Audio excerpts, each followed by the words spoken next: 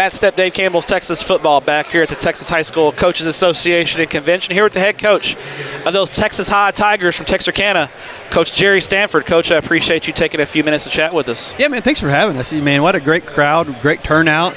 Good to be in Houston, and it's good to be close to football season. It is. We know when you get here to coaching school, it's time. It's when you leave here, everybody goes and they get to work. It's time to get to work, isn't it? It's here, and it's been a strange summer on how the calendar mapped it out with July 31st being freshmen coming in. It's right around the corner, and it's ready or not. Yeah, I think it's just the way the calendar hit this year. I guess they didn't want to have the state championships so close to Christmas, so I get it. But it makes the off season and summer really condensed, right? You're having to get after it, right? In a normal year, you're looking at around 31 days. This year, you're more closer to 24 days. A little more concise, but yet it puts the pressure on the kids to be there, be ready, and be in shape, and off we go. How long is the drive down from Texarkana down here? Man, it's a weird drive. I was telling somebody driving down here, it is straight woods. Mm-hmm. And so there's no easy way from Texarkana. It is straight 59 south the entire way. You go the awesome part is you see some amazing football. You go Jefferson, Marshall, Carthage, Timpson. You see some phenomenal programs. A lot of people don't even know where they are. Yeah. Corrigan, Camden. Just some cool areas, but it's not an easy. We make this drive once a year to go play Nacogdoches. We play a half of our playoff games, it feels like, in Lufkin, and so straight shot through the woods. Yeah, well, I guess hopefully next year when you make a deep playoff run, because you're in Region 2, I guess you'd go more west in the playoffs this time, right? Yeah, we do. And so right now, Region 2, we'll see what realignment does. If we stay in Region 2, I think that'll be an interesting draw.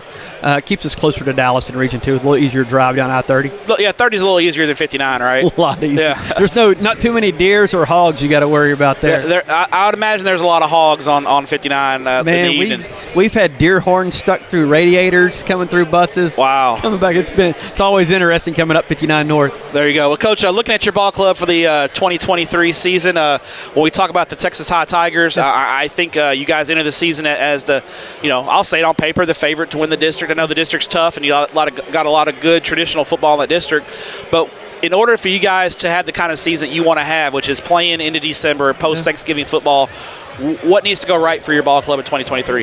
If you look at the big picture of it all, I think our team's got to grow up early. And with we go Longview, Lone Star, Colleyville Heritage, right into a really tough team out of Louisiana, right into Tyler Legacy with the new staff.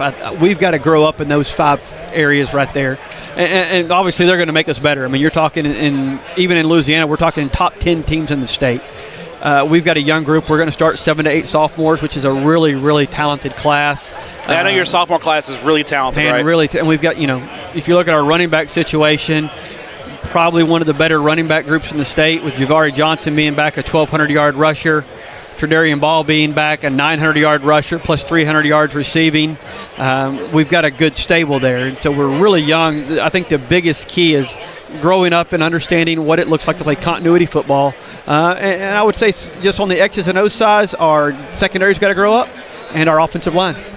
And it's one of those things where for you guys, I can't ever remember a time when Texas High has played an easy non-district schedule. It seems like it doesn't matter what year it is, past 20 years or so, it's been just a brutal non-district schedule. That really prepares you guys for that district play and potentially those playoff runs, right? It really does. That's kind of one of the great things about coaching school is we're sitting here trying to make a schedule for the next time around. And so our goal is to keep 2 top 10 teams in our non-district schedule at minimal, to play teams closer to Dallas, Austin, Houston, just so you're ready for those playoff runs, so you see what they're like. And so there's only a certain amount of teams in 5A in East Texas, and so you're limited already on who you can play. So those guys are going to be in your district probably. Right. Yeah. Or they're going to be in your playoff run. And so it's a great time of year, man. It's kind of like Christmas around here right now. Everybody's excited and pumped up, and everybody's 0-0 right now. Everybody's undefeated, so everybody's in a good mood, right? It's kind of one of those things. I'll say this about your area in that Northeast Texas. That little pocket of Texas has not just in Class 5A, but it's the lower levels, the small school ball there. It's such good football that's played in that Northeast Texas corner there, with especially, Pleasant Grove, obviously, what they've done. Absolutely. Liberty Ilo's been a good ball club. I think Atlanta and Hooks are kind of on the rise. It seems like it's just a great area. You can just throw a dart and hit a good football game on Friday night in that part of the state. You know, there really are. I think a ton of teams have really grown up. I mean, look at what Hooks has done the last couple of years, really coming out, and they got a lot of talent. Coach Gibson and his staff, year in and year out, obviously have an opportunity here to win a state championship. Got to make a tremendous run. They do a tremendous job with a lot of talent, and Liberty Ilo continuously puts out talent year in and year out. And so it's kind of a little hot pocket of a bed of where recruiters like to come through with a lot of talent, and it's a fun area, man. Football's still important. Yeah. But it's important for the right reasons. Recruiting's important, there's no doubt, but kids still love to play football. The town still loves to come out on a Friday night and support. Oh yeah, Tiger Stadium's usually packed house on Friday night, isn't it? It's a fun place to watch a game. I've loved coming. I've only been there once, and it was a blast. Man, it's a rocking place, and we'll open up this year on a Thursday night with Frisco Lone Star coming to town. One of the top 10 teams in the state in 5A Division I, and that place will be rocking all the way through. We're excited about it. Talk to Dave Campbell's crew about coming out there on Thursday night and doing and covering that game. That should be a lot of fun. I mean, Coach, they do such a good job, Coach Rayburn and them at Frisco Lone Star. They'll be one of the top 10 teams, if not 5, in the state in 5A D1, and we know that they're gonna show us what we're worth at this point early in the year. Final question for you, Coach. I won't date you, but you've been to a few coaching schools during your run.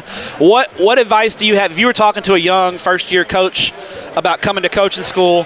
What would your advice be to that first-year coach about what would you want him to do at coaching school? Man, meet people. This is my 25th year. I remember coming here 21 years old. So, man, don't ever shame on what your worth is. You're worth something. You're a high school football coach, so you've got a ton of worth. You're putting time and effort into kids.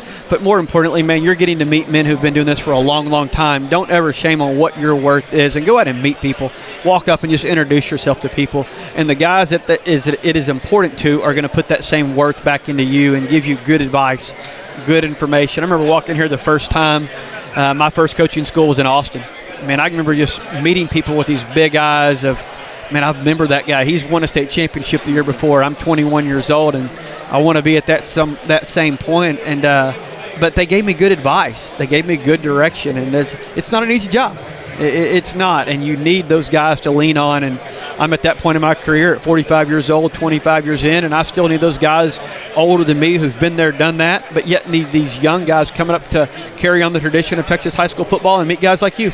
We try. They pay me to watch football, so I can't complain about that. So, Coach, appreciate your time. We'll let you get back to it. We got a lot going on. We got UTRGV head coach Travis Bush on deck, so we'll let him get in the hot seat and we'll let Corey Hogue throw some fastballs at him. Man, appreciate that's exciting. Thanks for having me. Thanks, Coach.